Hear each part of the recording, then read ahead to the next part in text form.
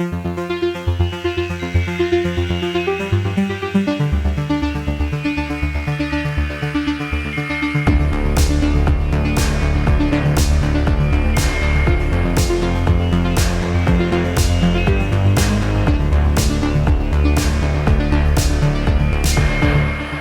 and welcome to Every Horror Movie on Netflix, the show where we watch, review, and discuss every horror movie on Netflix. I'm Chris, back again with Patrick. Hello. And Steven. Hola. And we are assembled today to discuss the 2017 Netflix original. This was a big deal when it came out on Netflix, I think. Yeah. Mm-hmm. The Babysitter, directed by Mick G. But before we get into that, we're going to do a little horror catch-up, talk about what else we've been consuming in the horror media space or the real-life experience space. If you have any real-life horror, we always love to hear about that. Patrick, what have you been doing that's spooky lately? Just all alien shit, man. All alien shit. You and I saw Alien Romulus, and I've been watching a lot of alien movies to prep for that and also to kind of fill in the blanks for myself after we saw Romulus. But I feel like since it's new-ish, and won't be new by the time this episode came out, we may as well say, what did we think of Alien Romulus? It was tough. It was hard. It was. We've got to leave that pause in there. I think. Don't edit that out.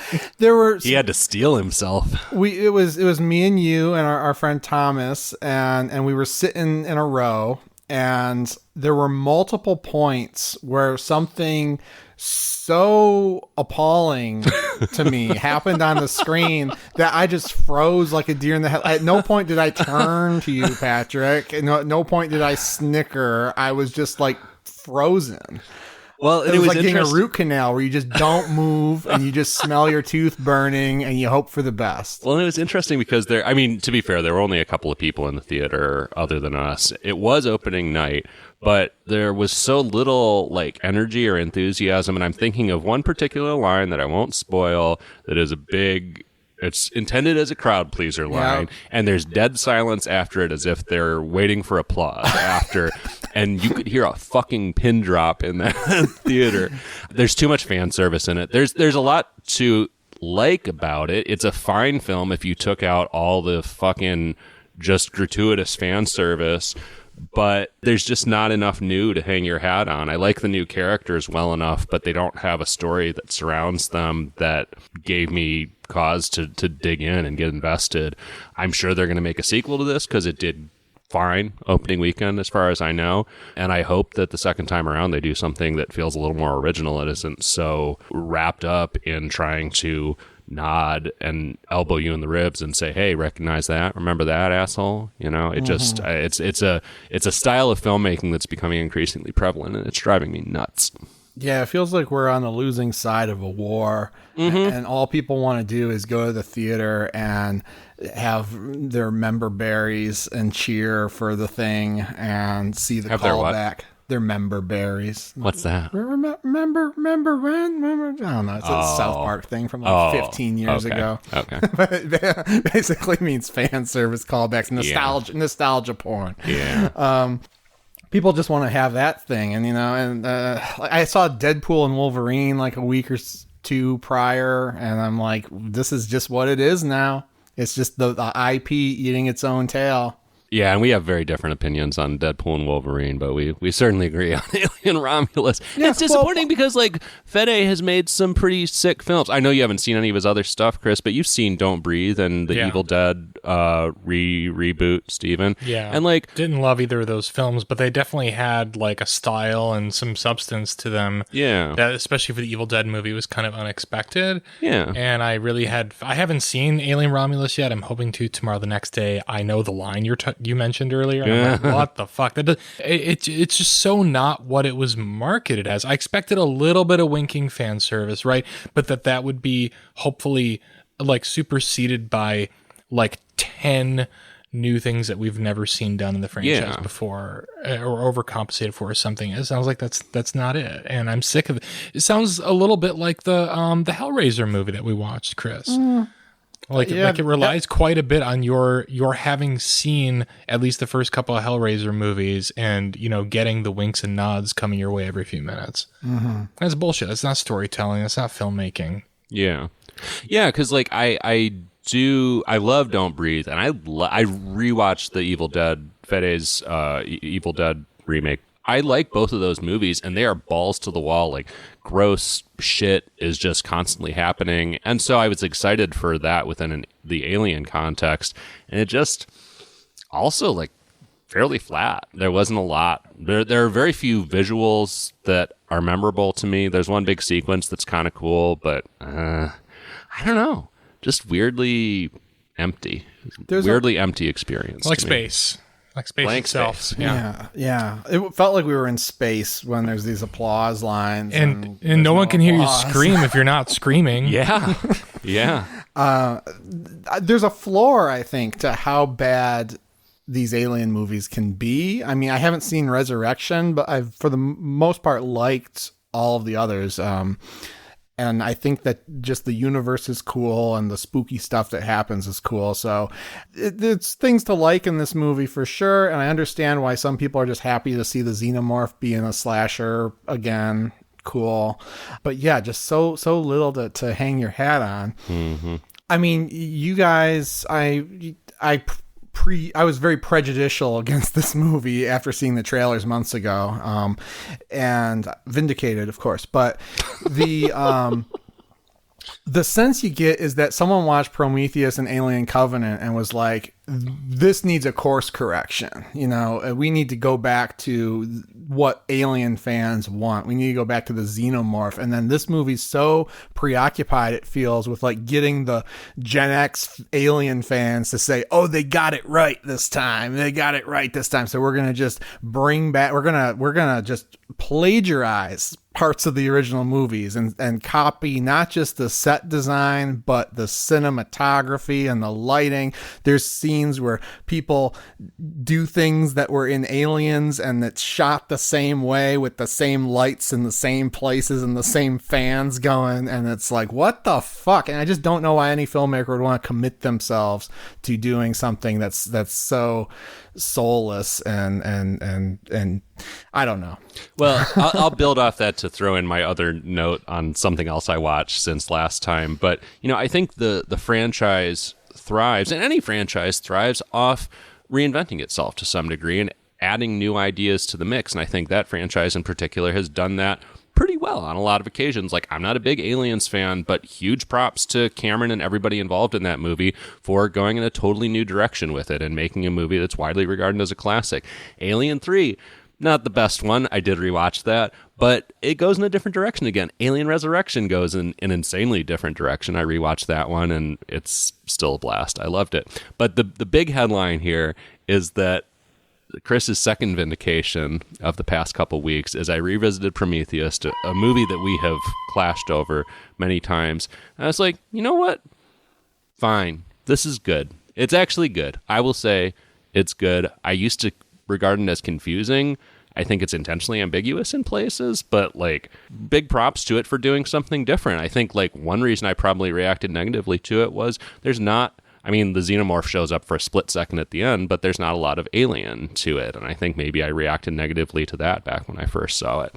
But props to Prometheus for reinventing it. And I hope somebody figures out how to do something new again with this, kind of cool world and cool, like, central creature, central premise. Mm-hmm. But anyways, you were right, Chris. You were right. You get your "you were right." I appreciate that. A lot of Prometheus reappraisal happening that I'm very excited about. But it's almost like when all the Iraq War supporters go back on TV 10 years later and they're like, "Of course the Iraq War was a mistake," but they're not really taking responsibility. That's kind of what it feels like. but the Iraq War and Prometheus, extremely similar social situations. But here's the thing. Final thought on Alien. I'm sure we could do a whole hour about Alien. The thing about the first Alien is like, a whole bunch of the weird and horrifying shit happens that you don't expect. Everything from the face hugger to the chest burster to the alien itself is so new and scary. And so the direction that like Prometheus took, where it's like, all right, we're just going to introduce a black goo that's going to fuck you up. And the way it fucks you up is quite unpredictable. You know, I think kind of carries the spirit of the original Alien forward more than just, oh, here's the xenomorph again. Here's the chest burster again, you know? And so that's what I like about those movies and why I think they are in many ways scarier than Alien Romulus. Yeah, it's just I don't need to see another chest burster again. I don't need to see another face hugger do that. Like it's been staged and restaged and restaged. It's like, okay, the suspense is gone, the thrill is gone. Steven, what the hell have you been watching? I've watched a bunch of things that I don't have a lot to say about because I'm trying to focus on the positive. I think with my my little capsule reviews going forward, I don't want to shit on anything or bring up anything that I think like nobody would be interested in. So I'll just mention most of these quickly. I saw Oddity in theater. I think it was in the theater for like, I don't know, 5 days or something at the Imagine. This is from Damien McCarthy, who did Caveat, which I know at least Patrick saw, right? That was a Shudder original Irish film that I quite liked. This has a very similar style. Like it's a little bit it's a little distanced from reality in a way that a lot of modern horror movies aren't. Like it has a little bit more of like a fairy tale type feel to it. It's a weird way to describe it, but if you see it, you'll know what I mean. But this is about a woman who's brutally murdered in her home, and her blind twin sister, who runs sort of a curiosities and antiquities shop filled entirely with haunted objects, shows up to the home. The husband is remarried. Not a vintage shop. Not a vintage shop. It's not haunted concert t-shirts. And she just shows up at the home, I think on the anniversary of her sister's death, and she brings along with her, this is no spoiler, and it's also the most interesting thing in the movie, she brings along this big trunk with her that has this enormous creepy wooden mannequin that looks like a tree person in it, that just has this like rictus of horror on its face that she sets up at a table, and she insists on staying the night. And this is kind of a weird revenge movie. It didn't really work for me. I didn't think it was scary. I thought it was quite predictable, especially knowing going in from the trailer that this wooden mannequin is like the hook of the film. I didn't think it really did anything too interesting with that. But it'll be free on Shudder like this month sometime. So if you liked Caveat, it's worth checking out. I think I did a disservice to myself by seeing it in a theater, though. I think it's a movie that doesn't really benefit from the big screen so much. I also saw Cuckoo, the new movie from Tillman Singer, who directed Lose, a movie I've talked about a bunch of times on the show from 2019. That's like a really like the weirdest possession movie I think I've ever seen. This stars Hunter Schafer, who the director didn't even know from Euphoria somehow, which is like all I know her from. She stars as a young American girl who moves with her father and his new wife and her daughter to the German Alps, and he's supposed to help Dan Stevens, the amazing Dan Stevens, as a creepy German entrepreneur. He's supposed to help him like build this new resort, and Dan Stevens is very protective of Hunter Schafer's character, trying to like keep tabs on her, give her a job, keep her busy, because it turns out there's something sinister going on at this resort. And Lose is a really, really weird movie, very weird vibes. Almost every frame of it is like sinister in a way that you can't pinpoint upon first viewing. This movie's like a bigger budget version of that. It's like every scene is completely gonzo and over the top. It's weirdly funny at times when you're not expecting it. It didn't coalesce into a whole. It turns out it's kind of a monster movie. I won't spoil how it is, and it would be very hard to. It turns out that it felt like a big kind of like, oh, let's make a movie that's just weird for the sake of weird and keeping people guessing moment to moment about what's happening.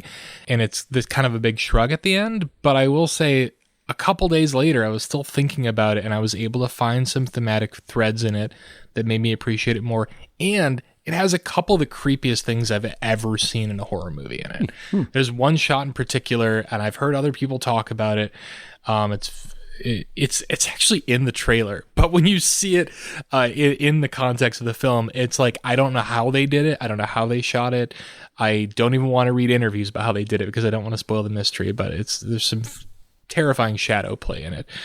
And then the last thing that I've watched in the past month was Suitable Flesh, which I think Chris has heard of. This was another Shudder movie. Man, what an era for them. This I watched with Joe Bob Briggs. It came out last year to pretty good reviews. This was a movie that was written by Dennis Paoli, who wrote most of Stuart Gordon's classic films, and it was intended for Stuart Gordon to direct. Of course, Stuart Gordon is dead. The project never got off the ground, so his frequent collaborator, Barbara Crampton, brought the script to the director, Joe Lynch. And it's based on The Thing on the Doorstep, like a classic 80s Stuart Gordon. It's based loosely on an H.P. Lovecraft story.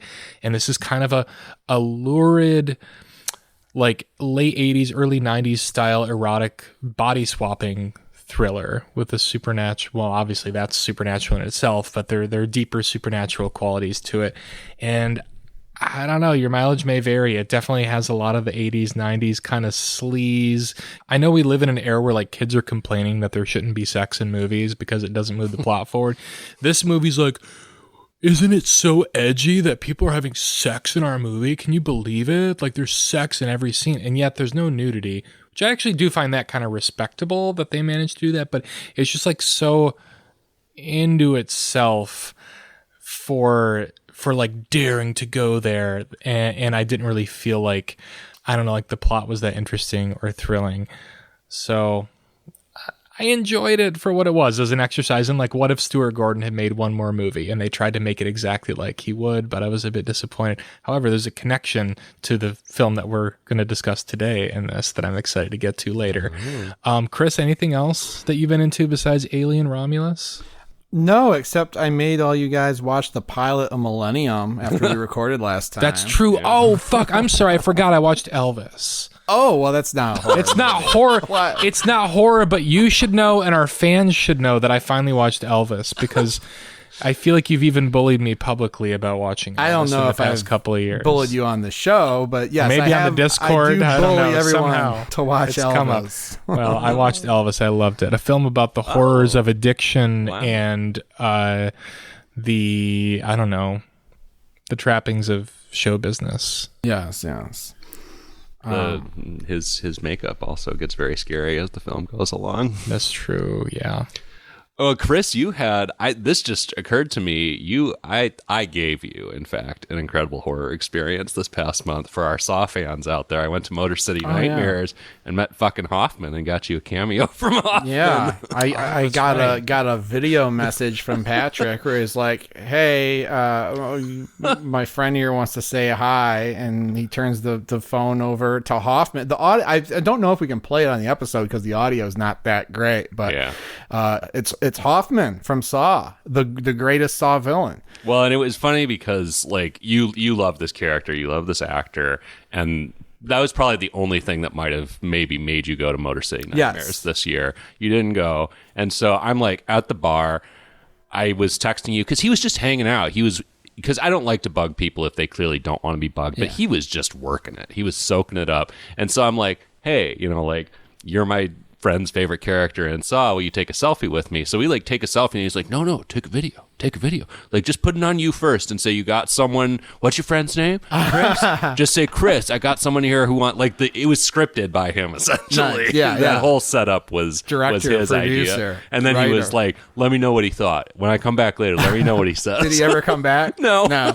Yeah, but he then after he says that to you, camera's on, and he code switches into his Hoffman persona, and he's like, Chris, your game is beginning. And he gives a little kiss up in the Let air. the games begin, I think he says. Something like that. Anyway, was honor in my great. life to be noticed by God bless him. by Hoffman. Anyway, you guys like Millennium, right? Our listeners should watch Millennium on DVD. I mean, I saw one episode. It was fine. Yeah, I would say I don't fine regret as well. watching it. No, Steven said I would watch another episode. I would watch another episode as well. Yeah, so I Put that on the DVD under box. duress, I might watch another episode. I wouldn't make it a priority, but it was fun. It was gonna fine. put you under duress. It's fine. It was almost better than Long Legs, which doesn't say a whole that's lot. Right. That's why we watched it. I couldn't remember why the hell we watched that. Anyway, what the hell did we watch for this week? The Did you forget already? Chat GPT told us to watch The Babysitter. Yeah. ChatGPT burned down several rainforests to tell us to watch The Babysitter. To watch perhaps one of the most Netflix films ever. Yeah, it really dug deep for this recommendation. Netflix horror, I should say. It didn't make us watch like Roma or something like that. Yeah. Oh, God. So, The Babysitter, directed by Mick G, probably known primarily for Charlie's Angels movies, the OG ones with Drew Barrymore and such. Also known for Terminator Salvation. Yes. I know him best for being the director who's like, I don't know, I didn't see it, in the background of the Christian Bale rant from Terminator Salvation. I'll have to listen to that again. I don't remember like picking him out as a presence in that. He's a Perhaps because I was non-presence. so terrified of Christian Bale that I don't remember hearing any other voices. The Christian Bale is going off on a infamous tirade against the cinematographer Shane Hurlbut. And then, like, at one point, they try to get, like, McG to come in as a referee, and instead of, like, taking control, he's like, oh, I don't know. So Christian Bale just keeps going. I mean, Christian Bale was probably a fucking executive producer on that. Like, he was probably the real boss on that. I don't think he was. But anyway, that was a big controversy. That actually, I have more to say about that exchange, believe it or not, that pertains to this movie. But, yeah, so this is the tale, straight to Netflix tale of a apparently 12-year-old boy named Cole, who seems like he may be 18 or 20, but he's 12, and I don't know. He seems pretty young. He seems young to me as well. I'm bad at figuring out kids' ages. I'm like 12, so he can read, right? This actor was in Suitable Flesh that I mentioned earlier, and he seems like he's like 21 in that. Oh, okay. So, yeah. And did that just come out? Yeah. Okay. Interesting. Well, that's an interesting connection. What a coincidence for you. Yeah. That's all there is to make of it, though. Anyway, and the plot's very simple. 12-year-old boy, nerd, not very sure of himself, coming of age. It's a coming of age tale. He is left home alone for a couple days, and his babysitter... Not Home Alone. Well, his parents leave, and they leave him. They're not home alone, but like they the leave him with opposite a of Home Alone. babysitter. Yeah. And the babysitter is Samara Weaving. Hugo Weaving's daughter. Is she really? Yeah, dude. I knew she was Australian, but I didn't put that together. Yeah. Oh, man. Star of, what was that? I keep forgetting that. V for Vendetta. No, Samara Weaving was in a Ready or horror Not. movie. Yeah, Ready or Not. That's right. Yeah, that's the other thing she's known for. Oh, and she was in Mayhem from the director of Suitable Flesh. Well, there you There's go. some odd connections here, and Interesting. there are There we more to go. come. Okay, interested. Yeah. Anyway, she is the babysitter. She's also of indeterminate age. I guess she's like an older teenager, maybe 18, 19. I don't know. Sure. She's No, supposed old to enough be drive. She can she's drive. supposed to be a sophomore in high school, I think, right? Oh, don't really? know. I don't remember. I don't know. There's I don't know. there's something about how they only have 2 more years left together, and then she's going to give him her car, and they'll never see each other again. Yeah. But Unrequited love. I don't know. yeah, there's an unrequited love element because she's the older, hot female presence in this kid's life who takes care of him, and they're BFFs and they have a lot of fun together. And then due to some peer pressure from this other girl that the boy talks to, he's like, I'm gonna stay up late and see what the babysitter does after I go to bed. Turns out it's not good. There is mayhem and murder afoot, and our young hero finds himself in a house with his babysitter and all her friends who are all evil, trying to survive. Yeah, and it's funny because it takes a while to discover that. Mm-hmm. Like I'm not going to argue for us to have spoiler broke this earlier, but it takes a half hour for you to find out that she's evil and has like a satanic cult that's gathering in his living room to kill someone and bleed him out. Well, not bleed him out, but get his blood for a ritual. I didn't feel like I feel like it's an appropriate enough amount of time for a movie that's barely 90 minutes. This is an hour and 25 movie with flashbacks and credits. Mm-hmm. I'm And like, why are you showing me this flashback? That was 5 minutes ago. Well, it was an interesting experience because I watched this when it came out in 2017, and I was saying to Steven before, I had completely forgotten what the premise was. I was like, I know the babysitter is bad news. Like, there's something that's not right with this woman. But I couldn't remember what it actually was. But the first half hour is so engaging. Actually, it feels funny. Like, I mean, it's a little crass, more than a little crass, but it's still like this kid and the performance are engaging enough to me that I was like, okay, I'm with this. And then what the hell happens with the babysitter? But I was so wrapped up in everything else that was going on, and I was like, oh, we're already a third of the way through this thing. Well, and I remembered kind of where this went, but seeing it again, man, the kid, Judah Lewis and Samara Weaving are so charming. Their dynamic, while like completely preposterous, is so just like cute and like lived in. You feel like they've had so many weekends like this. Like I wanted to hang out with them. But I kind of like didn't want to believe that she had it in for him in any way whatsoever. Yeah. So well, that's the point, right? Like you're supposed to fall in love with her. Kind of and I totally did. Eyes.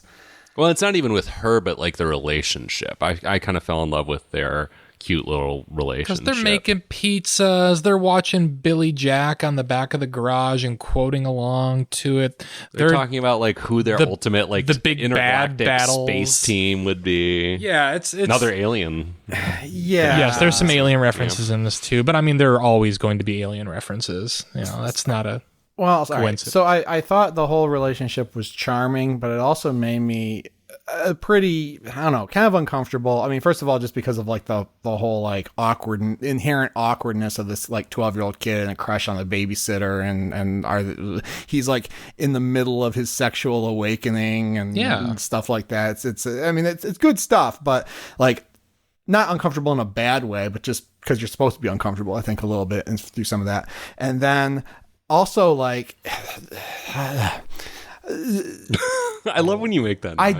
I didn't it was hard for me to really believe the relationship because it seemed just a little too on the nose, and like, you know, the whole manic pixie dream girl thing. And she does, but it turns out it's calculated though. Yeah. Okay. So if you feel uneasy about it, that will pay off for you. I mean, depending on... And also, any time I watch a horror movie and two of the characters are like, let's reference all our favorite horror or sci-fi movies, and it's all shit that like Gen Xers like, I'm like, you lost me. That would have been me at that age. I don't know. I would have been talking about Alien. What you would have been talking about Kirk and Spock. I wasn't a Star Trek kid, but there would have been Star Wars characters probably. I don't know. I mean, that's just the generation of the people who are writing and directing the movies. Like, it's going to change. Like, if you make a movie, you're going to make a reference to fucking Hoffman. No, I'm not. See, that's the thing. You gotta like. I think it's your duty to like step back and be like, let me actually try to figure out or make something up. You know, either because it's gonna age poorly no matter what you say. So just make something up maybe for that scene rather than being like, oh, this is here's a little treat for the horror fans. I'm gonna say who would win in a fight between the xenomorph and the predator. yeah.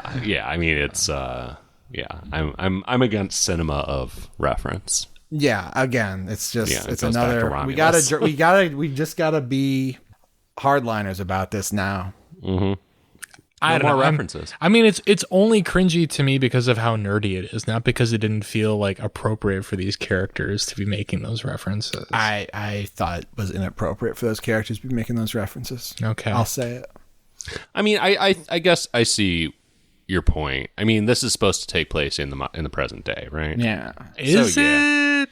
I don't remember any like cell phones. Yeah, they or do anything FaceTime. Yeah. Oh, you're right. Yeah, okay. they do FaceTime. So yeah, I guess it doesn't make like super sense that a 12-year-old is obsessed with like classic Star Trek and Ripley and whatever. Dude, let me blow your mind. My supervisor's son is, I think at the time he told me this, his son was like 8, and he is fucking obsessed with the xenomorph, and it is read everything about its life cycle. Like, it's totally believable to me that they're talking about these movies. Kids aren't fucking dumb. Is your supervisor indoctrinating him though? I guess is the question. He's mystified by it. He likes the Alien movies, but he's like, he like encountered it in Roblox, and now he's obsessed with the That xenomorph. was probably scary, man. Probably. There's some scary shit in there, but like, It's probably we got a distress call from this bunch of blocks. Let's go check it out. when I was 12, I knew what the fucking Alien was, though. I knew what Predator was. Like, I don't think it's that outlandish. It's closer. It's our to, generation. Yeah, it's closer to your generation. But those are now, kids these days Still are watching like fucking Mr. Beast. But they are playing Roblox too. And they're playing Fortnite, who Mr. which has Beast all is, these characters from like fucking I don't know. I don't know. It just seems classic like movie. Like some of these classic movies are not going to cease to be classic movies, especially as long as they keep making new ones, like they just fucking did. Like kids are going to know what aliens are.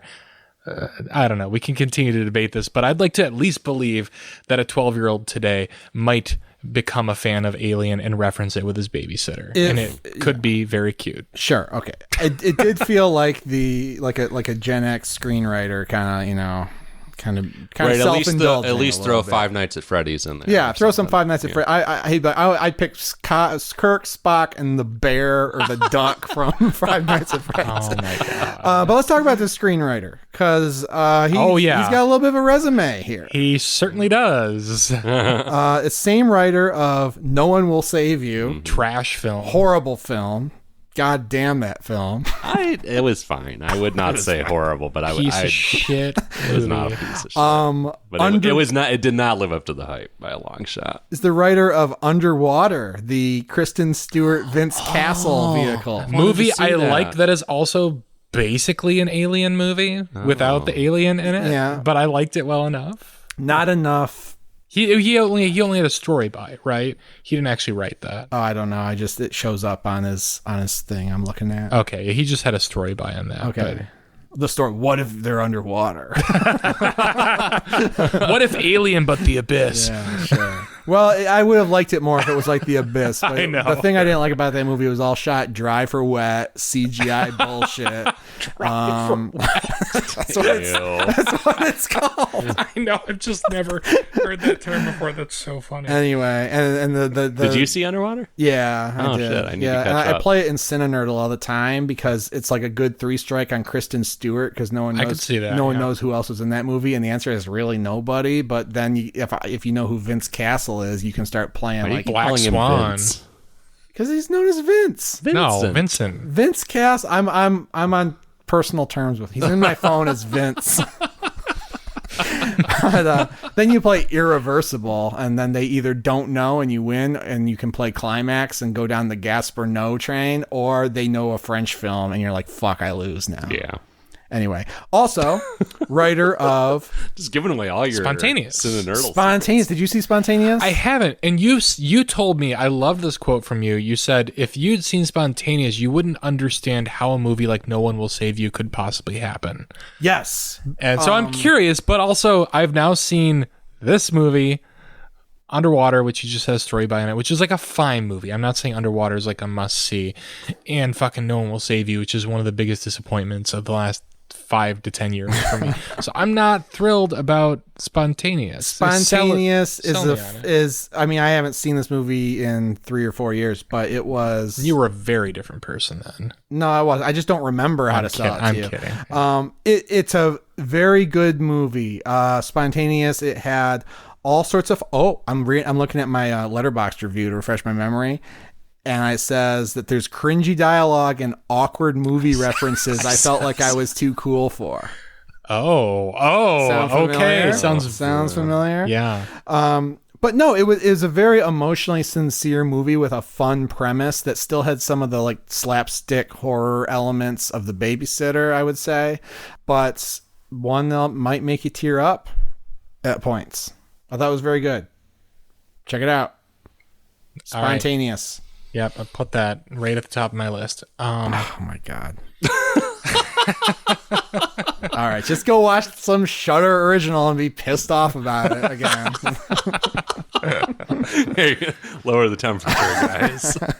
Where were we before we started reciting Brian Duffield's IMDb? I mean, we're just talking about the vibe of the movie. You know, Yeah. it's the vibe of this movie is setup and payoff. Mm-hmm. This is set up and payoff the movie. It's set up, flashback, and payoff. Yeah. Well, when you mentioned the flashback, that's what made me think of it. Yeah. I'm surprised there weren't more of them, honestly, because this movie is so fucking proud of every payoff. Mm-hmm. Yeah, I mean, like when I was talking about that first half hour, it's just set up. Yeah, it's like every little thing that you see or that gets pointed out is gonna come back in a big way. Yeah. Bigly. Mm-hmm. Yeah. Then there's some, there's the kids unpopular at school. He's getting picked on. You get that kind of stuff. And that's where like the kind of the crass, like teen sex comedy, but cringy kind of stuff comes in early on. So like, I was like, oh God, what am I in here for? I thought I was going to hate this movie. Spoiler alert. I was shocked. Like when I first saw this movie, I thought, you know what, this is really cute. Like, is this a great movie? No, but it's adorable. I had a good time with it. Looking back, I'm like, oh my God, this is like almost trying to be like an Adam Sandler film at times with some of the raunchy humor. I mean, there's a joke about the R word in it very early on. There's some like pretty like kind of pseudo edgelordy stuff in it that really put me off and that I was shocked by, that I don't think you could get away even just, these few years later. Like the Black Lives Matter joke. Oh, that was pretty rough. That's pretty rough. I also feel like the character's name is Cole just so the bully can make colon jokes throughout the film. There's at least 3 of them. I don't know. So a lot of that stuff was it was more cringy to me than the pop culture references. I'll say that. Oh, I would say so. Yeah. Yes. All right, I'm going to go back to the book market, put in the cinematography. So, cinematographer who was the target of Christian Bale's ire, Shane Hurlbut. I think that's how you pronounce his name. Frequent collaborator with McG. And then after that rant happened, his career all but fucking died. Like, I guess for whatever reason, Hollywood took sides on Team Christian, but his career really fell off. And he started the Shane's School of Cinematography online so that you can pay him money and watch a video series on how to be a cinematographer. So you too could shoot a movie like Terminator Salvation. Yes. Yes. And he really, and when I was reading about this years ago, people were giving him a lot of credit for being this guy was really in trouble in his career, and he's clawed his way back into relevancy by bootstrapping this learning website that he created basically on cinematography. And that's pretty cool. And so I've seen various stuff, and he seemed like a nice, chill guy, whatever. And he shot this movie. This movie is not a good advertisement for his cinematography school. Now, I will say, you never know what happened to the fucking movie between when it was shot and when it was fucking edited and color graded and put onto Netflix.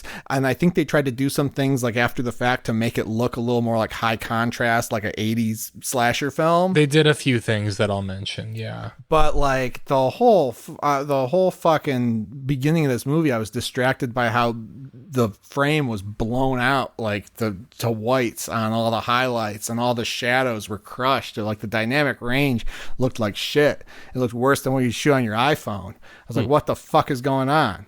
Was that only distracting to me? I actually liked the look of this. I thought it suited the material well. It feels colorful and a little lurid, and I liked it. I thought some of it looked great, but there was some weird stuff done in post. There's a oneer shot in this where the parents are coming down the stairs, Samara Weaving's off in the left of the frame looking up at them. In this clearly was not the cinematographer's choice, but the frame moves up and down with Samara Weaving's head. Those oh yeah. No, it's point of view of Cole, and he's nodding along with Samara. Yeah. Or whatever it is, but it clearly was not done in camera. It looks I think it was. You think so? Because to me it looks I don't know, if when people shoot videos on their phones 5 or 10 years ago, and you could do that thing where afterward where you could just focus on a person and you get this weird unnatural movement with it. I thought it looked so bizarre. No, that was good. I thought Shane did a good job. You thought that was good? I'm actually with you. I don't know if it was in camera or not, but that was also very distracting for me. I didn't like that very much. It was a choice. But I was like, hey, I see what you're doing. There's some creativity. I was like, is this camera a little tall though? Because it feels like we're right at Samara Weaving's shoulder, and I thought this was a kid that we're supposed to be point of view. And then they walk on the porch and you see that no, it was in exactly the right spot given where the kid's head would have been.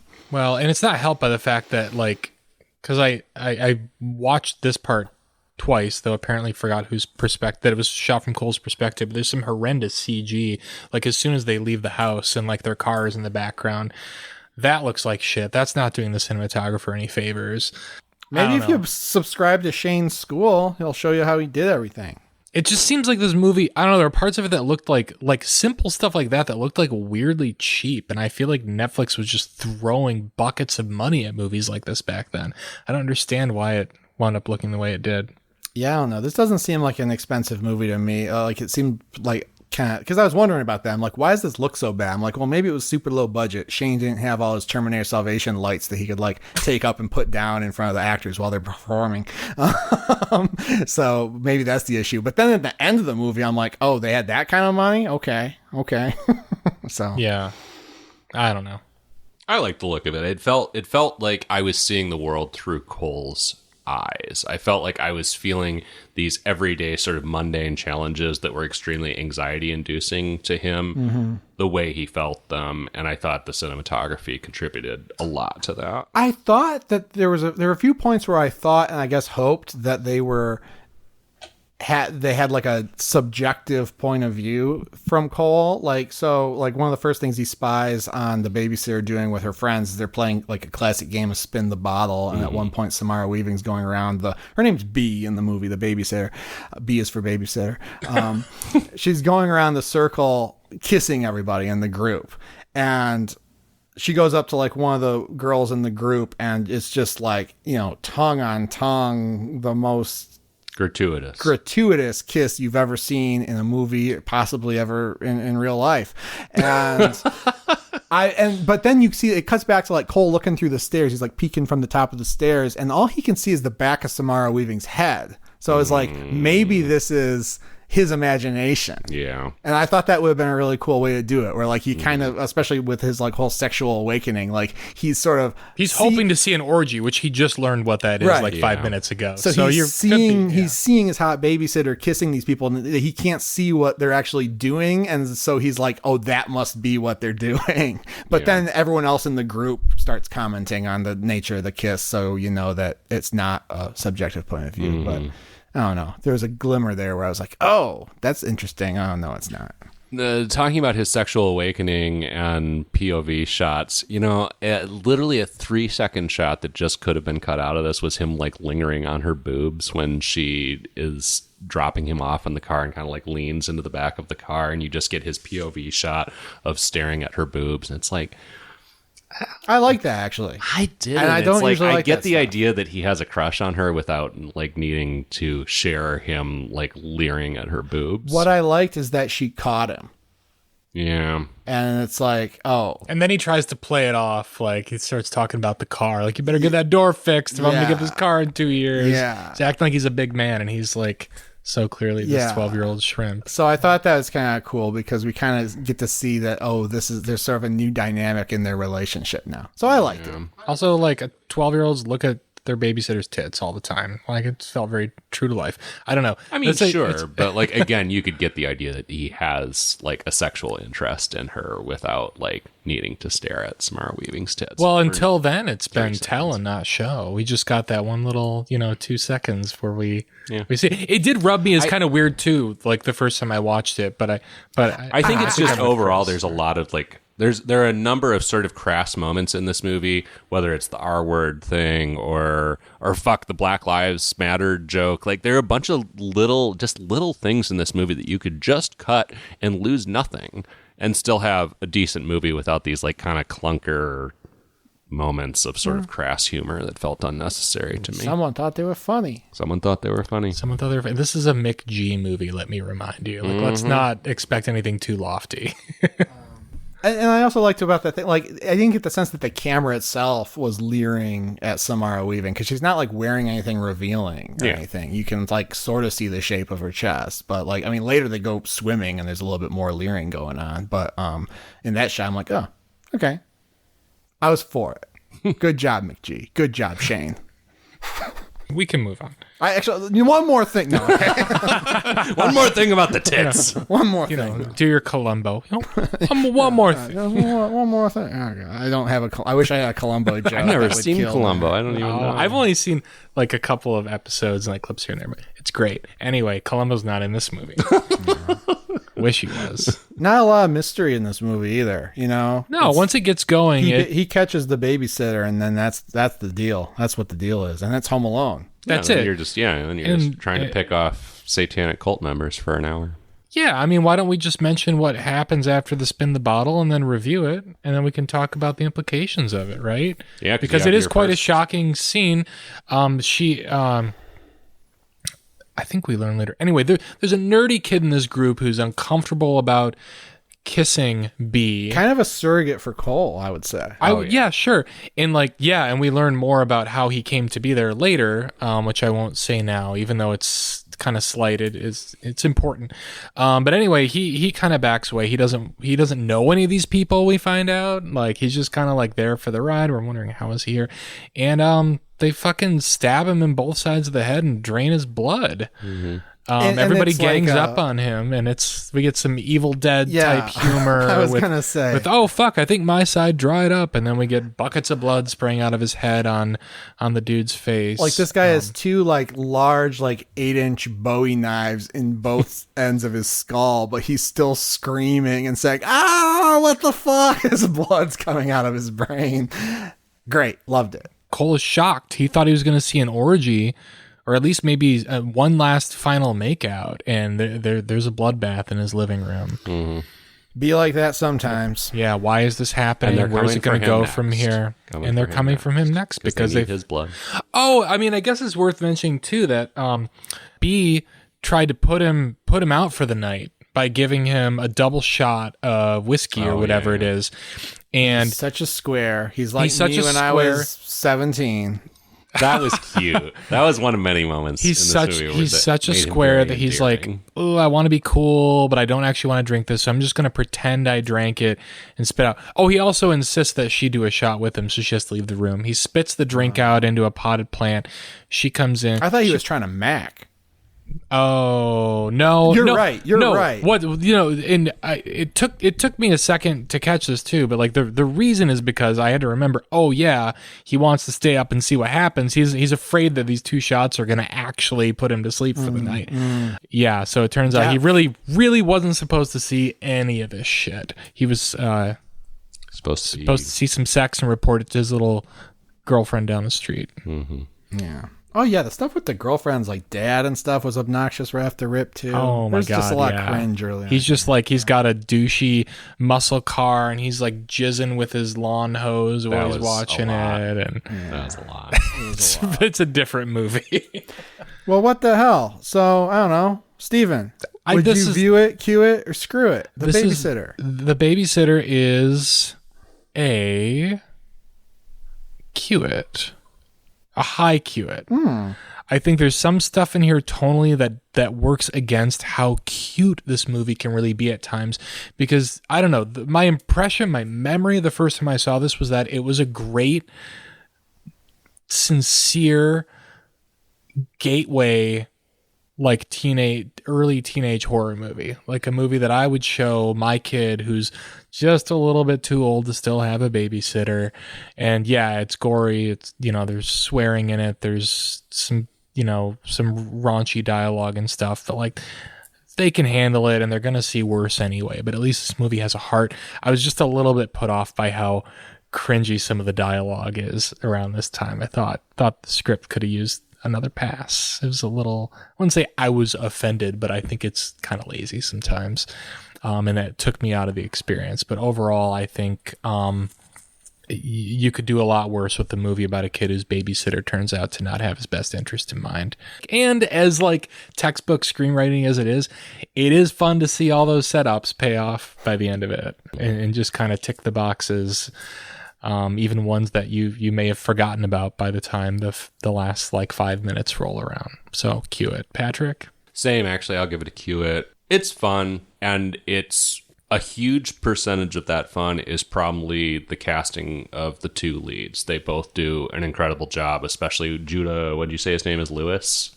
I think so. The kid who plays Cole does an incredible job. You don't necessarily see this kind of protagonist at least rounded out to this degree in a movie, and I just found him, for the most part, pretty endearing. Samara Weaving also walks a really fine line between creating a cool girl who you want to be your friend, but also a genuinely scary person as well as the movie goes on. But, as we've talked about a lot, and as you just mentioned in your review, Stephen, there's some cringy shit in here. Obviously, we cringed at different things, as we've been discussing so far, but there's still some stuff that doesn't land super well. And sometimes the horror comedy split for me was a little awkward. It walked that line in a way that felt a little uncomfortable to me at times. But for the most part, it moves fast. It's over in an hour and 20 minutes, and it's pretty fun. So, cue it. Chris? Oh, I'm so torn. I'm going to be gracious, though, and give it a view it. He's lowering the temperature. Yeah, and it's not a must see by any stretch, and there's so much cringe. I agree with basically everything Patrick said, but it's an hour and 25 minutes. It's fun. I laughed out loud several times, which you can't say that about everything. Yeah, the comedy is cringe in places, but I don't know, compared to what? Deadpool and Wolverine? The central relationship is compelling enough, I think, to make this a worthwhile watch.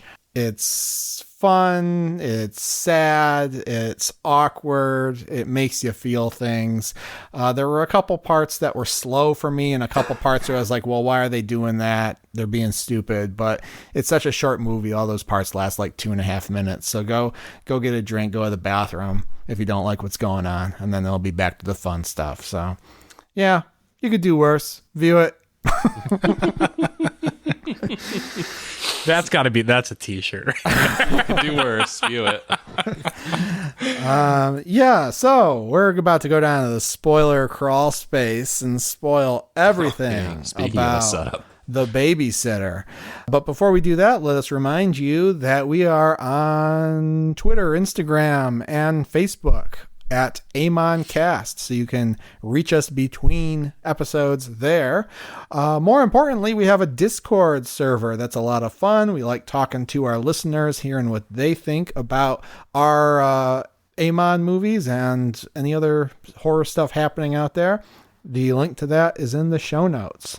You can also go to our website. It's broken. Every horror movie on Netflix.com. We have a link to a merch store there where you can get some Every Horror Movie on Netflix art on a mouse pad or a coffee mug or a t-shirt or whatever you want.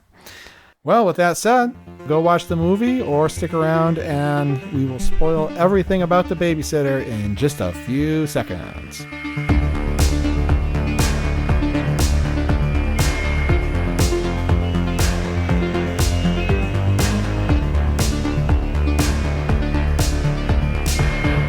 Welcome back. We are down here in the spoiler crawl space, the tarantula-infested crawl space, to talk about what happens in the back half of The Babysitter. And the answer is a lot of weird stuff. Sam Raimi level stuff. Evil Dead stuff. There's a Necronomicon. There's a Necronomicon. I laughed. That was one of the lines I laughed out loud at when she's revealing like the devil's pages or something. And then she's like, this is the devil's script. It's the only one. Or something. I'm like, it's the only one. How do you have it? And we never find an answer to that. No. But there's a good little, and I don't care. Good little device. No, who cares? We got, I mean, it's Home Alone with a cast of 5 fucking Satan cult people, or 4, I don't know. And it's Home Alone with bigger micro machines. Yeah. And sweet little Cole comes up with ingenious ways to overcome his fears and take out all the fuckers who are trying to get him. Kill them all in pretty hilarious ways. Yeah. Most of the deaths I thought were pretty fun and satisfying. Yeah. Especially when he locked the woman in the crawl space. That was great. That was great. Especially because she was just like, she was very sadistic. And I was like, okay, you're being way too mean to this kid. You deserve whatever's coming to you. Yeah. And then he just uses bug spray to light a giant firework rocket and blow her up under the crawl space. The firework had some kind of a sexual name as well. What was that called? I don't know. I didn't notice. Big Boy or something. Yeah, it was very phallic. But yeah, I mean, it turns out that this has probably happened before and he didn't know it. or at least she's done this with like another kid, but she and her friends are engaging in this satanic ritual. I don't know that they ever specified Satan. It doesn't matter. This evil satanic-esque ritual in which they need a virgin's blood, and they also need his blood too for some reason. Didn't fully understand that. That was kind of confusing. So that they can get their wishes granted, whatever they want. I don't even remember what most of them wanted. A couple of them, die too soon for me to even care, but the deaths are quite fun and bloody and sadistic and usually pretty quick too. And then we move on. This is a very brisk paced film once it really gets going. Well, and Cole is pretty smart. He's pretty resourceful. He calls the cops immediately when all this goes down, but that does not help him because, Robbie, CW verse people probably only will appreciate this, but Robbie Amell plays one of the Flash. He's not the Flash. He's Arrow. But he's in the Flash. He's what? Arrow. No, that's his brother, Stephen Amell. Damn it. Robbie Amell is also in the Flash and Arrow. The CW verse is a fucked up. Do you guys watch place. this stuff? Yeah. I have watched a lot of the Flash, actually. The Flash is a fun show. Yeah. Interesting. I've only watched like the pilot of Arrow. That was not my thing. But anyways, Robbie Amell, who is just shirtless conspicuously for most of his time in this film. And there's a joke about that. Yeah. too. Which that's all great, and that's like fine. some of these like Deadpool level. But he just jokes I murders was the laughing cops at. immediately. Funnier than anything I've seen in the first couple Deadpool Yeah, movies, like at least. like Cole gets tied to a chair and he wakes up, and the AML guy's there with no shirt on, and then the first thing he says is like, "Why aren't you wearing a shirt?" And it's like, well, look at him. Like, why wouldn't he be shirtless? Anytime people are freaking out and swearing about like horrific violence, I usually think it's pretty funny. I mean, it's like the joke from Pulp Fiction where it's like, oh, I just shot Marvin in the face. Oh, why the fuck did you do that? And all that banter. It's like, it's timeless comedy. Shoot someone in the face and then scream about it in a hilarious way. I'm probably gonna laugh. Yeah, I don't know. That's not as consistently entertaining to me, but okay. It's also not as consistent with your views on other films we've watched. So that's intriguing to me. Something we can unpack another time, though. But the rest of this movie is basically just like Cole is trying to reconcile with the fact that his bae B wants him dead, and everyone else does too, and he's got to get away. And they end up dying in clever and creative ways in the process. And there's your movie. Yeah, that's basically what are we your watching movie. next? I mean, I don't even know what there is to say. He ends There's up a lengthy running joke about one of the Satanists. I mean, as Stephen pointed out, it's not necessarily Satanist, but it's easy shorthand. Sure. Getting shot in the breast, and she will not shut up about that. She Did will you not find shut that up. funny, Chris? So at first, no. At first, That I was did like not a find scary that funny. movie. Yes, And there was a lot of scary movie energy in this. there was a lot of scary movie energy in this.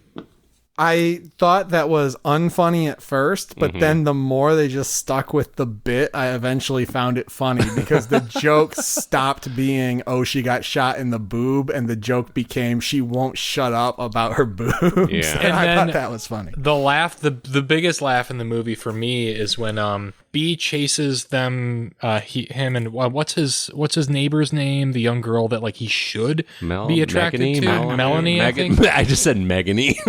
Megany, which is an amalgamation of all the names that we think it might have been, and he winds up back in his own house and is surprised that girl who got shot in the boob is still down in the corner, and he. Like she's acting in a way that like she needs to be consoled, and he says something she says what her wish was, which I don't even remember what that was, but she aspires to something very lofty, and he's like, well, you could be something meaningful like a journalist. No, she wanted to be a journalist. Oh, she wanted to be a Yeah, journalist. And he's like, well, you don't need boobs to be a journalist. He doesn't say that, but like that's like what's He says she's implied. pretty. She says the she's funny smart. line to me was when he was like, I mean, you're still really hot. It was very sweet. It was a good joke, but also like endearing, and just that he was like trying to reassure her because like, I mean, she is still an attractive person and she got shot in the breast, so whatever. But it's sweet, but it turns out delivery she's of it just was funny. It was funny and it's sweet. Yeah. But she's just fucking with him. She's like, you think I care what you think of me? And like tries to kill him. And then I can't even remember how she ends up eating it. She gets well, her she head shoots to her be in the dead head, for a right? long Explode. time. Yeah, B shoots her to try and convince Cole that B is on his side and that they could join hands and work with the devil together and get everything they want. But Cole did she say that? Because I was expecting her to say that. I didn't think because she tells him we could propositioned just him. tell them that this was all horrible. Like she's proposing that they could tell the cops that she was also a victim of this situation, and then they could walk off into the sunset together and do devil shit. But he's holding the book with like Book of the Beast. a lighter and like a can of hairspray or something. Like she's just fucking with him too. She just doesn't want him to burn the book, and he does it, of course, because he's learned his lesson at this point. He's smart. He's becoming a man. It's a cute arc for like a kid in like an hour and 25-minute movie. I really liked that. I mean, he arcs a lot more than fucking Kevin McAllister does. Oh, That's a fact. strong. Oh, okay. I support that. I was worried there was going to be like a half-hour brawl. And that's from not here a on out. slight at Home Alone either. It's just, I appreciate this movie creates mostly an endearing character and gives him a little arc. Mm-hmm. Yeah. And it's a lot of subtlety, I think, to his arc too. And it's a complicated thing. I mean, he ends up killing her basically. Yeah. Yeah, well, basically, but not exactly. Yeah, he steals his little girlfriend from down the street, her douchebag dad's muscle car, and uses his skills because he's been very worried about passing his driving exam. He's not good at driving. He's been making. He also has been trying to Wheel hijack ramps his little RC car to do this super insane Yeah. flip move, right. which he does with the actual car, Yeah. and crashes into his own house on top of her. She's not dead. While We Are the Champions is like blasting on the soundtrack. Which there's another. Is that the only Queen song in this? There's another Queen song earlier on, and the sequel is called Killer Queen. So definitely. better movie than they got the Bohemian rights. Rhapsody. They got permission. They got permission from Brian May to use their songs in these movies somehow. Maybe Rami Malek will show up in the threequel. Oh, Jesus. But yeah, it's ridiculous. He just flips the car into the house. It's insane, but great. So over the top. It's wonderful. So It was memorable. almost as good as when the car flies through the house in the car. Almost as thrilling.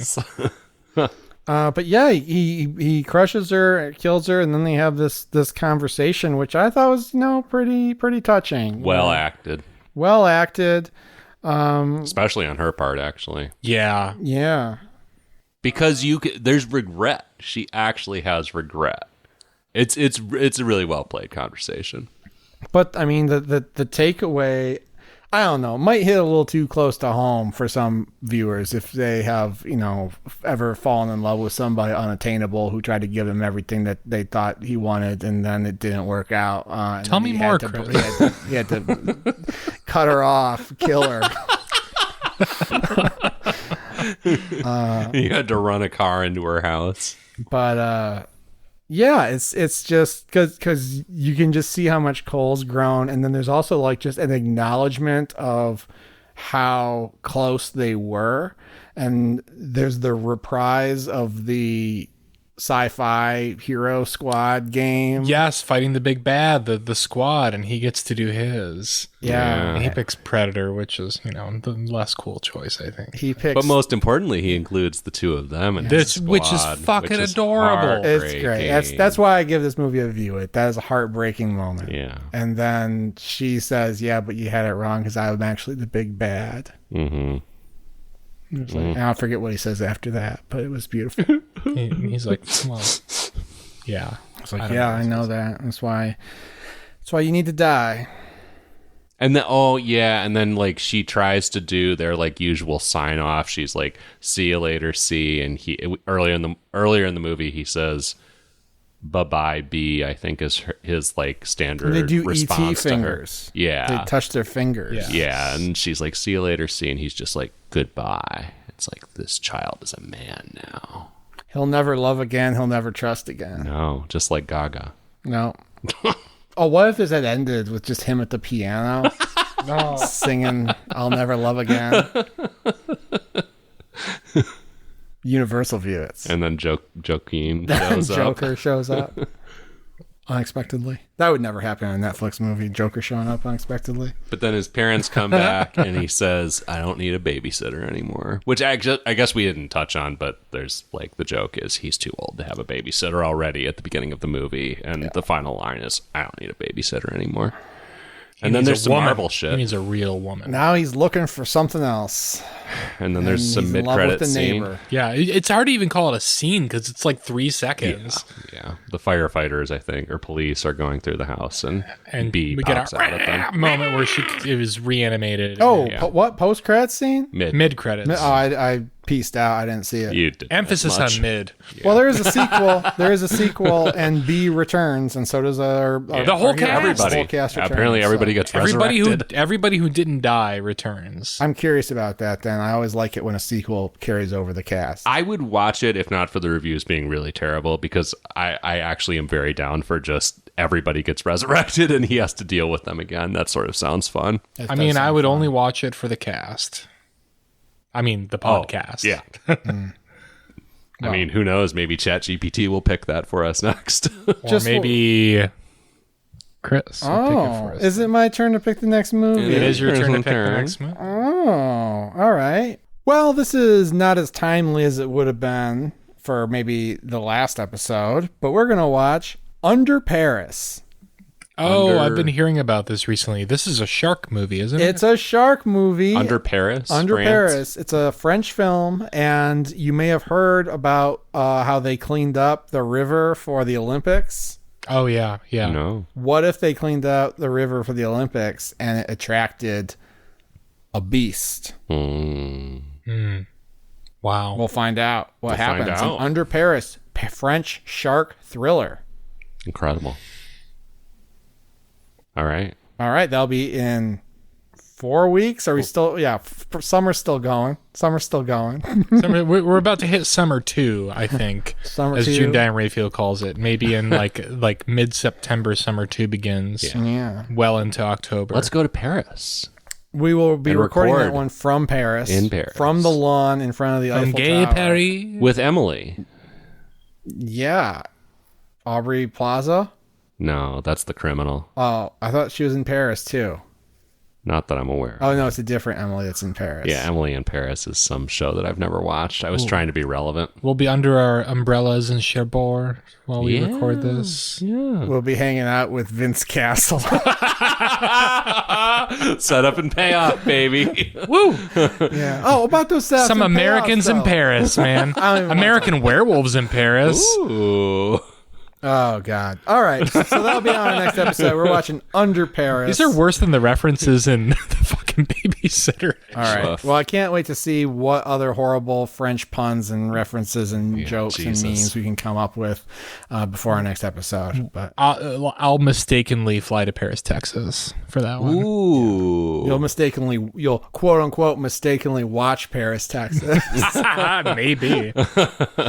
All right. Well, that's it for this episode. I hear the peep shows down there are great. If you want some more, check us out on Discord. We'll talk to you there. For every horror movie on Netflix, I'm Chris. I'm Patrick. I'm Steven. Goodbye.